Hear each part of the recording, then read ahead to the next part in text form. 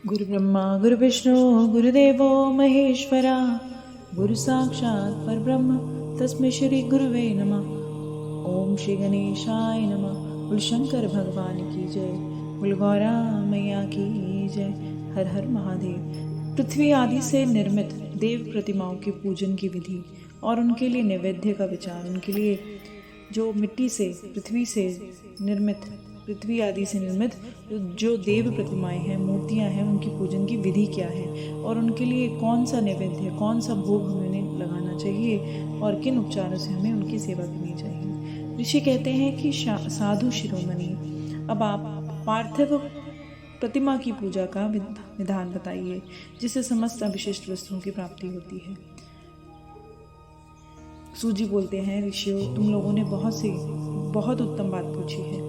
पार्थिव प्रतिमा का पूजन सदा संपूर्ण मनोरथों को देने वाला है, दुख का भी तत्काल निवारण कर देता है, सारे मनोरथ पूर्ण कर देता है। पार्थिव प्रतिमा, जब प्रतिमा बनाकर उसकी पूजा की जाती है और तुरंत ही उसी वक्त ही वो दुख का निवारण भी कर देता है, दुख का अंत भी कर देता है। मैं उसका वर्णन करता हूँ कैसे, तुम लोग उसको ध्यान देकर सुनो। पृथ्वी आदि से बनी हुई, मिट्टी आदि से बनी हुई देव प्रतिमाओं की पूजा इस भूतल पर अवशिष्टदायक मानी गई है, सबसे अच्छी मानी गई है और निश्चय ही इसमें पुरुषों और स्त्रियों का भी अधिकार है। इसमें पुरुष भी पूजा कर सकते हैं और स्त्रियां भी कर सकती हैं, दोनों का बराबर का अधिकार है। नदी, पोखरे और कुएं में प्रवेश करके पानी के भीतर से मिट्टी लेके आए, और वो मिट्टी कहाँ से लाई जानी चाहिए और कैसी होनी चाहिए कि किसी नदी, पोखरे, तालाब और या फिर कुएं के अंदर, कुएं के नीचे की मिट्टी लेकर आए और फिर उसको अच्छे से छाने और साफ करें, बहुत महीन पीस लें, बहुत अच्छे से छान लें। उसके अंदर कोई भी पत्थर, कंकड़, ऐसा कोई चीज़ होनी नहीं चाहिए, बिल्कुल अच्छे से साफ कर लें और मार लें। और उसके बाद हाथ से प्रतिमा बनाएं, हाथ से प्रतिमा बनाएं। जो पार्थिव मूर्ति का मतलब होता है, पार्थिव शिवलिंग, पार्थिव मूर्ति जो मिट्टी की बनाई जाती हैं। और इसके बाद हाथ से प्रतिमा बनाएं, दूध से इसका सुंदर संस्कार भी करें, दूध से नहलाएं। इस प्रतिमा में अंग प्रत्यंग अच्छी तरह से प्रकट हुए, सारे अंग संपूर्ण बनाएं, कोई ऐसे नहीं कोई अंग ना बनाएं। जब मूर्ति बनाएं तो सारे अंग अच्छे से बनाए, प्रकट हुए हों और वह सब प्रकार से अस्त्र शस्त्रों से संपन्न हो, और सारे हाथों में जो माता के अस्त्र शस्त्र या देवों के अस्त्र शस्त्र रहते हैं वो भी होने चाहिए। उसे पद्मासन पर स्थापित करके, कमल के ऊपर स्थापित करके आदरपूर्वक उसका पूजन करें। गणेश, सूर्य, विष्णु, दुर्गा, गणेश जी की, सूर्य की, विष्णु जी की और दुर्गा और शिव की प्रतिमा का, शिव का या शिवलिंग का द्विज को सदा पूजन करते रहना चाहिए। गणेश जी के पूजन करना चाहिए हमें रोज, सूर्य भगवान का, विष्णु जी का, दुर्गा का और शिव की प्रतिमा का और शिव का या शिवलिंग का हमें रोज पूजन करना चाहिए। सारे उपचारों से हमें पूजन करना चाहिए। फल की सिद्धि के लिए 16 उपचारों का पूजन, 16 उपचार जरूर होने चाहिए पूजन के लिए। पुष्प से प्रोक्षण करें और मंत्र पाठ पूर्वक अभिषेक भी करें। प्रोक्षण करें, जल छिड़कें पुष्प से और मंत्र बोलते हुए, पाठ करते हुए अभिषेक करें, उनका तिलक लगाएं। अघिनी के चावल नैवेद्य तैयार करें और चावल से बने हुए नैवेद्य तैयार करें, जैसे खीर वगैरह बनाकर परमात्मा को भोग लगाएं। सारा नैवेद्य एक कुंडव लगभग पाव भर होना चाहिए। जितना आपने नैवेद्य बनाया है, भोग बनाया है, कम से कम वो पाव भर होना चाहिए। घर में पार्थिव पूजन के लिए एक कुंडव और बाहर किसी मनुष्य द्वारा स्थापित शिवलिंग के पूजन के लिए एक सेर भर नैवेद्य तैयार करना आवश्यक है। मतलब इतना ज़रूरी है कि अगर आप घर में पूजन कर रहे हैं तो एक डोंगा भर के, एक पाव भर नैवेद्य होना चाहिए। और अगर आप मंदिर में पूजन के लिए दे रहे हैं, कम से कम सेर भरकर आपका भोग जाना चाहिए। ऐसा जाना चाहिए, देवताओं द्वारा स्थापित शिवलिंग के लिए 3 सेर नैवेद्य अर्पित करना चाहिए और स्वयं प्रकट हुए, स्वयं भूले के लिए, जो खुद ही प्रकट हुए हैं, उनके लिए 5 सेर। ऐसा करने पर पूर्ण फल की प्राप्ति हो जाती है। इस प्रकार से 1000 बार पूजा करने से, 1000 बार पूजा करने से द्विज को सत्यलोक को प्राप्त कर लेता है। अगर वो इसी तरह से रोज पूजन करता है और 1000 बार, 1000 बार कर लेता है तो सत्यलोक प्राप्त हो जाता है। 12 उंगल चौड़ा, इससे दूना या 1 उंगल अधिक 25 उंगल लंबा, 15 उंगल चौड़ा या जो लोहे या लकड़ी का बना हुआ पात्र हो, उसे विद्वान पुरुष शिव कहते हैं।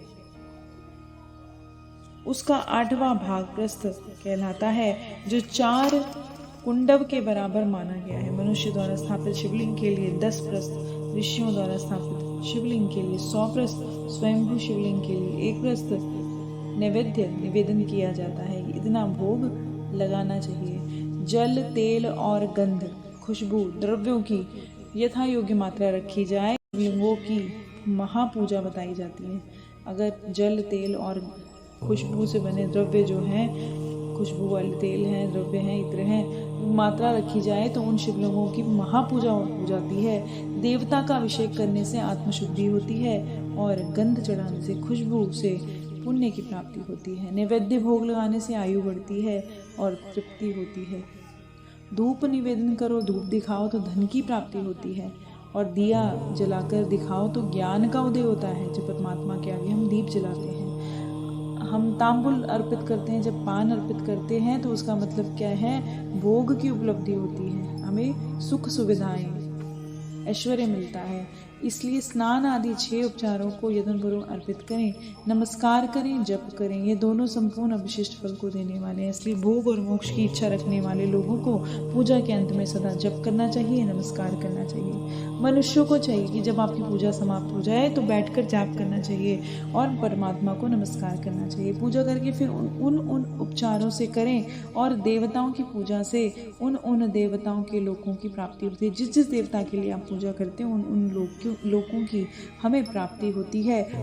मरने के उपरांत हम वहाँ पर जरूर जाते हैं। उनके अवान्तर लोक में भी ये इष्ट भोग की वस्तुओं की उपलब्ध होती हैं, और वहाँ जाकर भी हमें भोग विलास, हमें वहाँ पर भी खाने पीने के लिए अच्छी अच्छी वस्तुएं प्राप्त होती हैं, और जो भोग हम परमात्मा के कई गुना बढ़कर हमें प्राप्त होता है। जो हम परमात्मा के लिए करते हैं वो कई गुना बढ़कर हमें मरने के उपरांत भी प्राप्त होता है, सुख प्राप्त होते हैं। अब मैं देव पूजा से प्राप्त होने वाले विशेष फलों का वर्णन करता हूँ कि देवों का पूजन करने से क्या फल मिलता है। तुम लोग श्रद्धा पूर्वक सुनो। गणेश जी विघ्नराज गणेश जी की पूजा से भूलोक में, पृथ्वी पर उत्तम अविशिष्ट वस्तुओं की प्राप्ति हो जाती है। जो अच्छी से अच्छी वस्तुएं आपको प्राप्त होती हैं। शुक्रवार को श्रावण में या भाद्र मास में शुक्ल पक्ष की चतुर्थी के दिन, पौष मास में शतभिक्षा नक्षत्र आने पर विधिपूर्वक गणेश जी का पूजन जरूर करना चाहिए। 100 या सहस्त्र दिनों तक, 100 या 1000 दिनों से 1000 दिनों में 100 या 1000 बार पूजा करें। देवता अग्नि में श्रद्धा रखते हुए किया हुआ जाने वाला उनका रोज का पूजन मनुष्य को पुत्र और अविशिष्ट वस्तु प्रदान करता है। ये समस्त पापों का शमन करते हैं, खत्म करते हैं, पापों को खत्म कर देते हैं, भिन्न भिन्न दुष्कर्मों का विनाश करते हैं, अलग अलग दुष्कर्मों का विनाश कर देते हैं। विभिन्न वारों में की हुई शिव आदि की पूजा को आत्मशुद्धि प्रदान करने वाली समझनी चाहिए कि अलग अलग वारों में जो शिव जी की पूजा कहती है अलग अलग फल देती है। वार या दिन, तिथि, नक्षत्र या योगों का आधार है, समस्त कामनाओं को देने वाले हैं, उसमें वृद्धि और क्षय नहीं होता, इसलिए उसे पूर्ण ब्रह्म स्वरूप मानना चाहिए। सूर्योदय काल में जब से लेकर सूर्य उदय काल आने तक एक बार की स्थिति मानी जाती है कि सूर्य उदय काल से लेकर सूर्य उदय आने तक कि दूसरे दिन का जब सूर्य उदय हो जाए तब एक दिन माना जाता है, एक बार माना जाता है, जो ब्राह्मण आदि सभी वर्णों के कर्मों का आधार है। विहित तिथि में पूर्व भाग में की हुई देव पूजा मनुष्य को भोग प्रदान करने वाली होती है।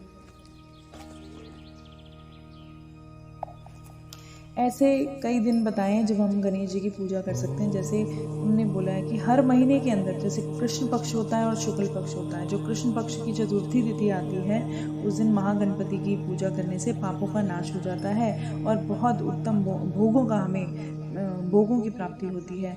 जब चैत्र मास आता है तब उसकी चतुर्थी के दिन भी गणेश जी की पूजा करने से बहुत शुभ फल मिलता है। जब सूर्य सिंह राशि में होते हैं तब भाद्र मास की चतुर्थी के दिन गणेश जी की पूजा करने से जो आपकी इच्छा होती है, मनोकामना होती है, वो जरूर पूरी हो जाती है। जब श्रावण मास आता है, सावन के महीने के रविवार को, इतवार को हस्त नक्षत्र होता है और सप्तमी तिथि को, माघ शुक्ला सप्तमी को भगवान सूर्य का पूजन करना चाहिए।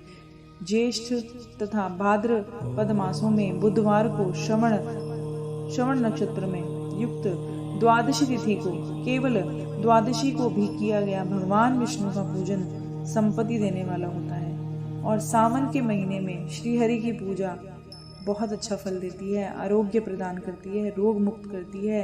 अंगों और उपकरणों सहित पूर्वोक्त गौ आदि 12 वस्तुओं को दान करने से जिस फल की प्राप्ति होती है उसी को द्वादशी तिथि में आराधना द्वारा श्री विष्णु की तृप्ति करके मनुष्य प्राप्त कर लेता है। जो द्वादशी तिथि को भगवान विष्णु के 12 नामों का उच्चारण करता है और पूजन करता है और वह उनकी प्रसन्नता प्राप्त कर लेता है। इसी प्रकार संपूर्ण देवताओं के विभिन्न 12 नामों द्वारा किया हुआ 12 ब्राह्मणों का पूजन उन देवताओं को प्रसन्न करने वाला होता है। बोले शंकर भगवान की जय, बोले गौरा मैया की जय।